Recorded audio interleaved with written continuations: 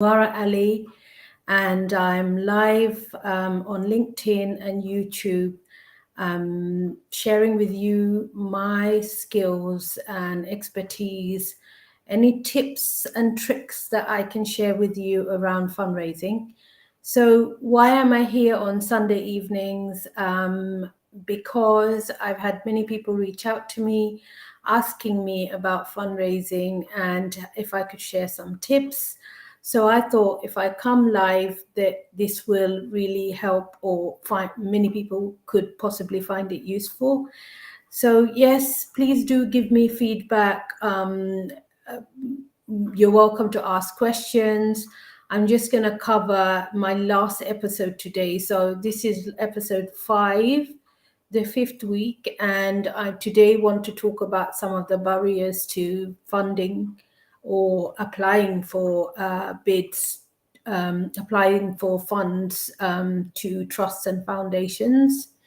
So I'm going to cover quickly the many possible reasons why non-profits, voluntary organizations actually don't approach trusts and foundations for money. And I hope that if there are any funders listening, that this will also have an impact on their criterias, maybe give them a little bit of insight as to why smaller organizations may not necessarily approach them for money, especially organizations working at grassroots level. So if there's anybody who wants to ask any questions, please feel free to ask me questions via the chat or via the YouTube channel. Please subscribe to my YouTube channel, and then that way, whenever I am going live, you will get notification. So I tend to come live every Sunday, 7 p.m. That may change in the future, but for now, I'm sticking to 7 p.m. on Sundays. And the first barrier, so I'm going to talk about 8 different barriers. The first one being awareness of funding. So I remember when I covered, I think it was in episode 2, about ways and knowing where to go to access funding. I believe that one of the 8 main reasons why small organizations and nonprofits don't apply for funding is because they don't always have the awareness of funding being available. There's several reasons, being that, perhaps they're not online, perhaps they're not a member of some sort of umbrella group, a CVS, Council of Voluntary Organizations, or part of their local authority, purely because these are different ways that you find out about funding that's available. But obviously, simple as a Google search tells you about funding that's available specifically for the kind of work that you're looking for, you're actually looking funding for. So that is the top in my book's barrier, lack of awareness of where the funding is available at the moment. Number 2, I would say lack of time and experience. So many grassroots organizations, voluntary organizations, are run by people who are putting in their voluntary time, and quite often a lot of time is spent delivering projects on the ground and actually doing the work. So the very little time is left then to use to apply for funding, because you've got to complete the application form. There's a lot of brainstorming you have to do. There's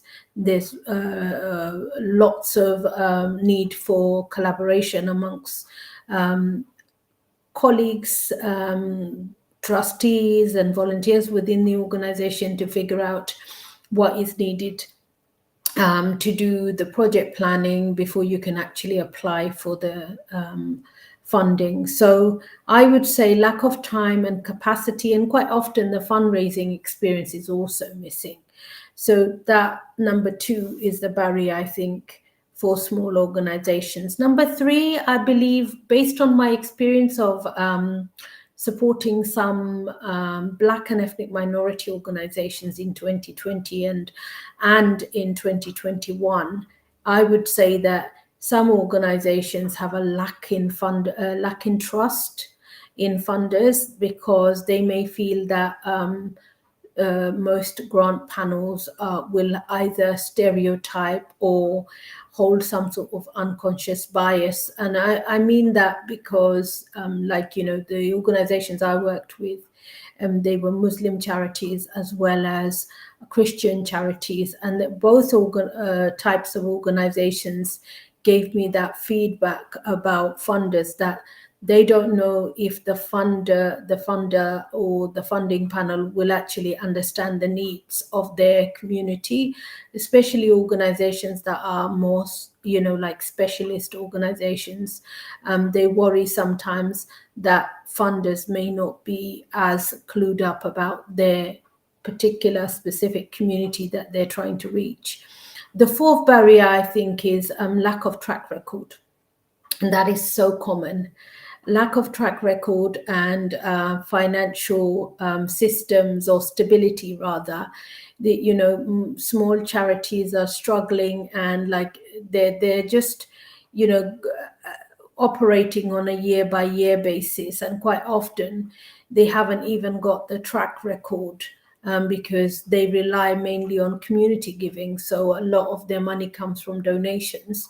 So they haven't actually ever applied to any sort of trust or foundation before. And so they haven't got a track record of receiving funding and being able to deliver projects with funding, and then being able to do the monitoring returns. So there's no experience there. But what's interesting is it's a double-edged knife, because on the one hand, to build track record, you have to apply, and quite often people don't apply because they haven't got the track record. So it's ironic, really. But if you think about voluntary organizations, especially like Christian-led groups or Muslim-led groups, you think about them, they generate the most donations through the community, through community giving during religious times of the year. So a lot of Christian charities will generate most of their donations during Christmas time. It's a time of giving. And same with Muslim communities, Ramadan is like a time of giving, and they tend to raise a lot of funds during Ramadan. So because of that, they tend to have very little track record in bid writing. And so therefore that could be a barrier for them to applying to trusts and foundations for funding. The most common one, most people probably heard me say, I think in episode 3, was the eligibility criteria. So quite often the eligibility criteria could be a huge barrier if you haven't got the right governance in place. For example, you only have a certain number of trustees or committee members on your board and actually on your management committee, and you don't actually have enough people, and maybe you haven't got a bank account yet, you don't have a safeguarding policy or procedure in place, and you don't have a financial system. It could be that one person is juggling it all. And in those situations, when you read a funding eligibility criteria, it will always ask you, do you have 2 unrelated people on your management committee around the governance side? And then safeguarding, what's your policy? Do you have a policy in place? And then again, financial, the very, very small organizations, they don't even have proper systems in place. It might be that they're doing everything with Excel spreadsheet, and so they cannot project. Sometimes they are not able to provide a cash flow forecast or management accounts, which a lot of the trusts and foundations could ask for. The fifth reason or barrier to applying for grant funding, I would say, is anxiety about monitoring.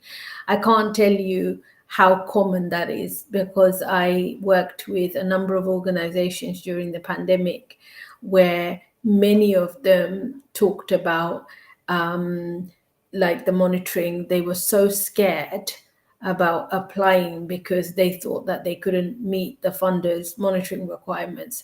In fact, during the pandemic, many of the grant funders, like Lottery, for example, they were a lot more understanding, and they did actually offer organizations. They were a lot more laid back and try to be reasonable with organizations, especially around deadlines, when they can apply, when they could return their monitoring, and that kind of thing. But again, the anxiety about monitoring, this is something that most funders may have a basic requirement, but often you can negotiate your monitoring. A lot of it really depends on how you capture monitoring. And if you don't have any systems, the moment you get funding in place, that kind of forces you to put systems in place so that in future, if you're going for funding, you already have, for example, ways to track how many people attend your course. You do feedback, or for example, you collect maybe case studies after each project. That's the kind of monitoring requirement, and it doesn't have to be really difficult or hard. So I think obviously it's a concern, and it can pose as a barrier, but it's not as bad as some people could assume.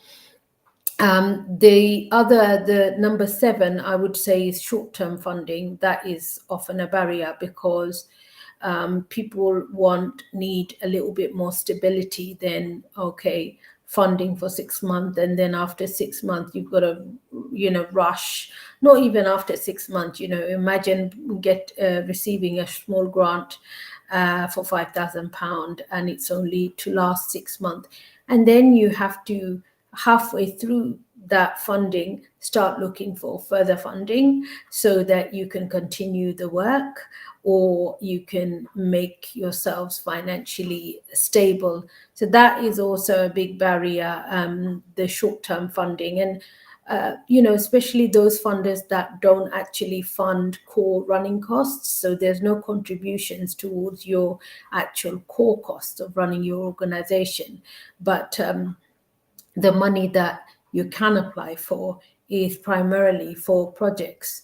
So, you can run a project, but it can't be run in isolation. So quite often that can be a barrier as well, because again, you need the time and the capacity to be able to complete these application forms. And short-term funding means also it's hard to get people on board who will deliver the work in a short period, and then you kind of lose that goodwill after the funding runs out if you can't continue to raise that kind of funding. The last one I would say, and it's actually not as common with the smaller grant funders or small pots of money, but I think it's more, where you've got a big funder and thousands of people apply to them for money. What in those situations happens is that the funder might say that we don't give feedback. So lack of constructive feedback can be a barrier, because if, say, for example, you were turned down for funding, you want to know why. Once you know why you've been turned down for funding, then it makes it easy to go back to the funder again with a new application, fixing the mistakes or the barriers or the gaps that you left last time. And when you don't get constructive feedback, it's quite disappointing, and I think difficult to understand where you went wrong. So there's no lessons learned. I mean, give an example of one time when I applied to BBC Children in Need and they turned us down. I had a really interesting conversation with the grant officer where I was given insight as to why they turned the application down, and we were unsuccessful. That gave me a great understanding what I needed to fix and what I had to improve before I could go back. And I did go back. And in that situation, it was second time unsuccessful, but the third time was successful. And the third time was for 3 years funding. So I think, where there's a lack of constructive feedback being given by a funder, that can be a huge barrier for organizations as well. So I've just covered 8 different reasons why small organizations don't apply. But I also know, because, I've done consultancy work around bid writing, and I know that quite often small charities will buy in the expertise, the experience, but obviously if you can invest in your staff or your trustees or your volunteers learning how to bid right, it makes a huge difference. It's a great investment for the organization, but it is quite difficult, and sometimes you're better off getting external expertise, so paying a fundraiser to do your bid writing. And it could be that you make a one-off investment, and that investment then helps you for future, because that one application could actually lead to putting systems in place, like monitoring systems, safeguarding policies, etc. Because most bid writers will know, especially experienced ones, will know that all of these things will be needed. And so providing that they can, as part of their consultancy, put these systems in place, and also guide and train the trustees, staff member or volunteers for the future, it is an investment worth making. So that's me, and my fundraising tips are over. So 5 episodes, and I've based most of my episodes on fundraising and the tips that I've shared on information that I received, messages that I received. So I hope that you found it useful, and I hope that if you have any further questions, you will just ask me. Go to my YouTube channel. It's under the name Munwara Ali, or you could ask me on LinkedIn, my LinkedIn profile, if you have any questions around fundraising. I am a charity CEO, so I actually run a small charity in London. Apart from that, I'm also a director of a voluntary organization, Stowe Inspire CIC. I also am a coach and run a leadership program for women. I'm passionate about leadership and delivering or helping women to increase their capacity in leadership, because I strongly believe that women are naturally very good at leading, and often we don't necessarily have all the confidence, self-esteem, and awareness of how we can increase our capacity to be better leaders. So that's enough of me, and hopefully the next session I come back live, I will have, hopefully, fingers crossed, a team of leaders, and it will be insightful and exciting. So till then, I will say have a good evening, night, or morning, or day, wherever you are, and goodbye.